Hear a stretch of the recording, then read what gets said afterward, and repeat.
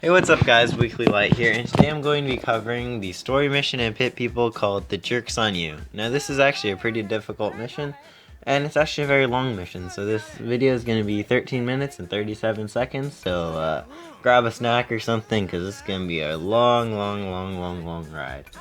So basically, you just parachute out of Mount Olympus, you saw Jerkimedes there in the bathtub, and now it's time to go pay him a visit at the spa. So that will be part 1 of 2 of this pretty difficult mission. You have the puppy person from earlier appearing in the conversation, and also some jokes about his pants being down. That's because he's at a spa and he's unaware. Haha. Anyway, so you just pick the story quest, The Jerks on You. And the icon's just Jerkimedes and his arm on his face or whatever. It's hey, you journey over the spa or whatever, right? And it's not too far. But you will spend a lot of time traveling on the world map in this mission. I got lost here. Look at me, just struggling to figure out the way and trying to avoid that stupid mushroom. But I finally figure it out, and then I make it there. And yep. We begin the battle. So the whole point of this mission is we have to sneak up on him since he's relaxing and he'll make us explode. Look at that. He just turned people into his minions. I don't understand where he gets his power from, but clearly he's a jerk and he's a wizard or whatever. Yeah, so he turns him into that because the woman said that asked if there's anything he wanted, and she meant something like a towel, but whatever. So he abuses his power, and this part of the mission's actually not too difficult. It's sort of like a stealth section here, but after getting through Mount Olympus, this part will be no issue. You just avoid touching the vases. Yeah, Cornelius Happy Days, the orphan from the last mission, he's alive, so he can tell you're gonna have to avoid the vases.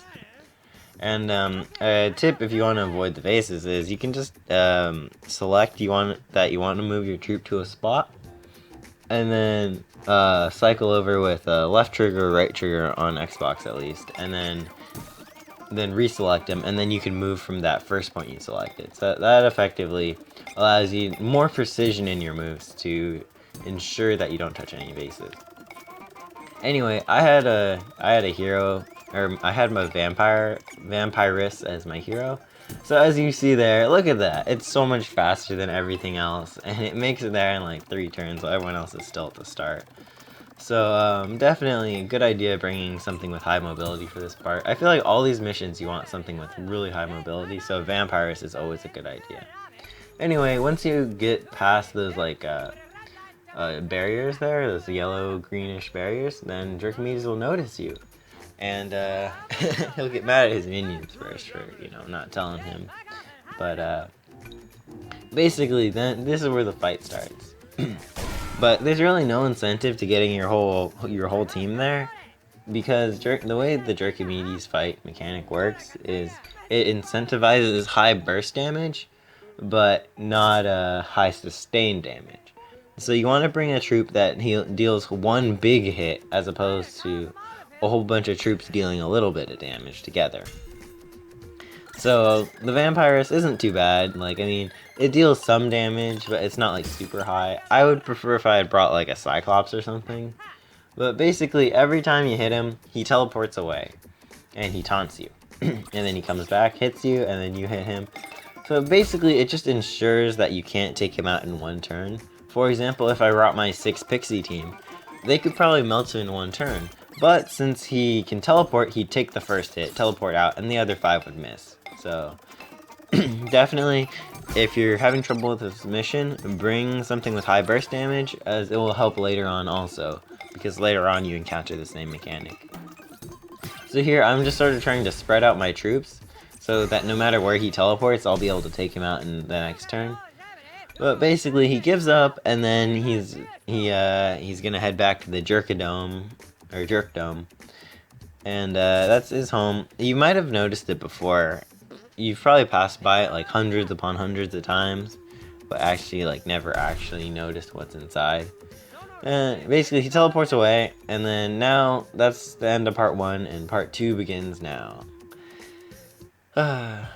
This mission is such a slog. It's like, you see that mountain, the mysterious mountain before? It actually had the Jerk Dome in it, and it is a long walk up there. You see, I'm in like the middle of the map now, and the castle's on the far left, and the Jerk Dome's on the top right. So basically, you spend more time traveling in this mission than I think you should, but whatever. You get there, and then here's the Jerk Dome. This is probably where a lot of people are struggling.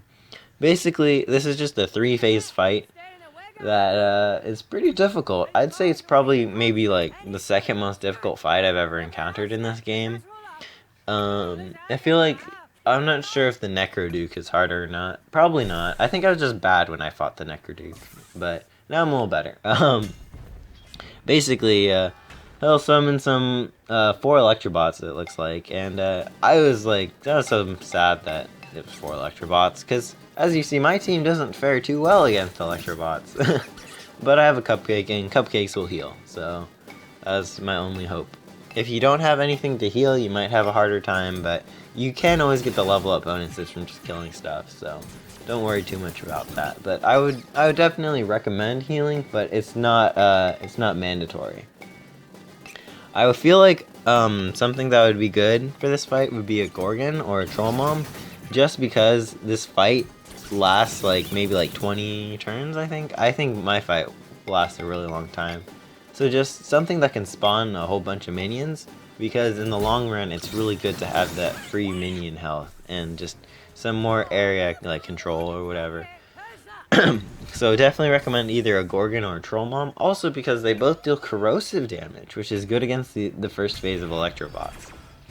Then once you get enough damage on Jerkomedes, then he'll move all the Electrobots to the right side to defend him, and also you now have the objective to destroy these 4 machines. All 4 machines seem to have gone down with 1 hit. I'm not sure if they have like 4 health or 5 health or something, but it's some outrageously low amount, so you should have no issue taking out these generator things. I like using the pixies because splash damage is always fun, so you can try to take 2 out at the same time.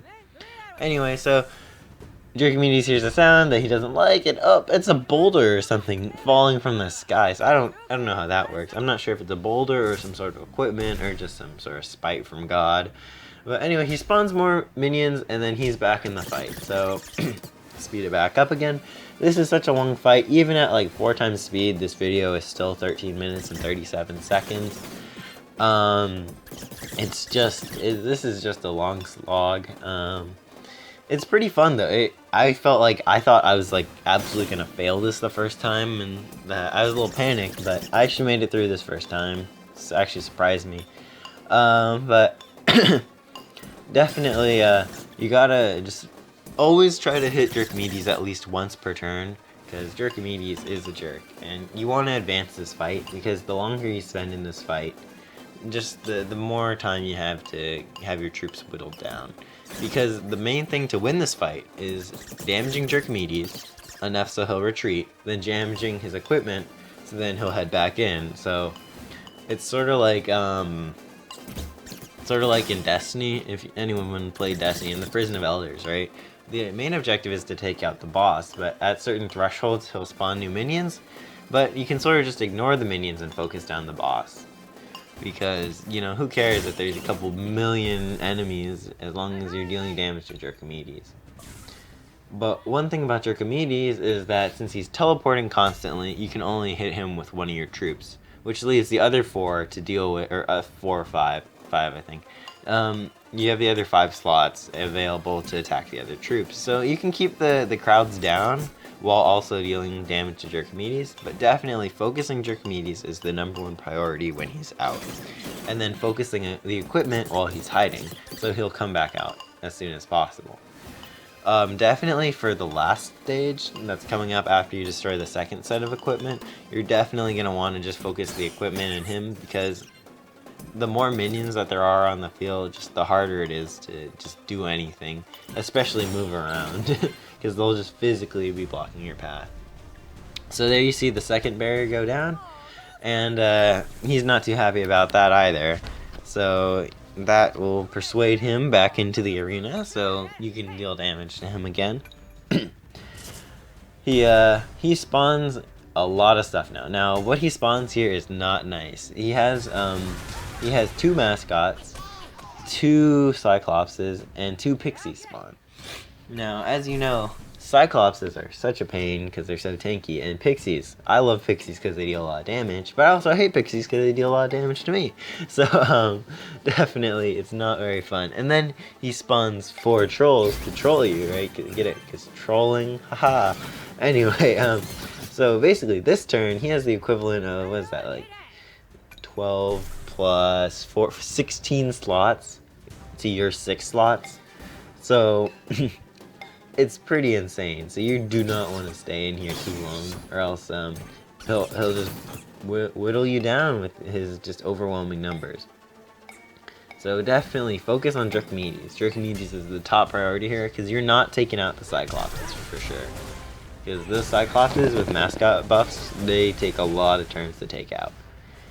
I can imagine this fight on permadeath would be really hard to do flawlessly, just because of how many minions he spawned. Anyway, so Draconides retreats once again, and he teleports his troops to defend him on that side. But that leaves it open so you can deal with all 4 of his machines in this one turn. So if you don't take out these 4 machines, you're going to have to deal with the troops. But you see, if you take out all 4 this turn, you don't have to worry about the 3 hair trolls he just spawned to mess with you. Definitely, you're going to want to ensure that each machine is getting hit by at least 1 person, just to ensure that you can advance the fight to the next phase, because it's going to be real hectic if you don't finish it off right here. And then right there, that's the 3rd set down, and you've pretty much won the fight at this point. So that will cause his last room to fall. And, oh, his poor happy place. Oh. Anyway, so that gets destroyed also. I don't know how destroying these generators or whatever causes something to break through, but anyway, he spawns into the middle. And, his hat gets blown off. And then, you know, he's no longer a jerk, apparently. Because I guess the hat was making him a jerk. I don't know. It's, he bought it at a thrift store. So, I guess in the fallout of Hattie Haddington's actions, thrift stores still exist or something. Or maybe he bought it before everything went down. And it turns out that he lives in a spaceship. So his spaceship will be used to head to space and deal with a space bear. And because all great animes end in space, of course. So he can just repair his entire thing just by clicking that button in the middle, and then you have the option, let Draconides join you. I said yes, because why not, right? He has a pretty good hair piece, so you can always use that. Well, it appears we're getting close to the end of the video, so thank you for watching, and if you haven't yet, please subscribe, as I'm trying to hit 1,000 subscribers to become a YouTube partner once again.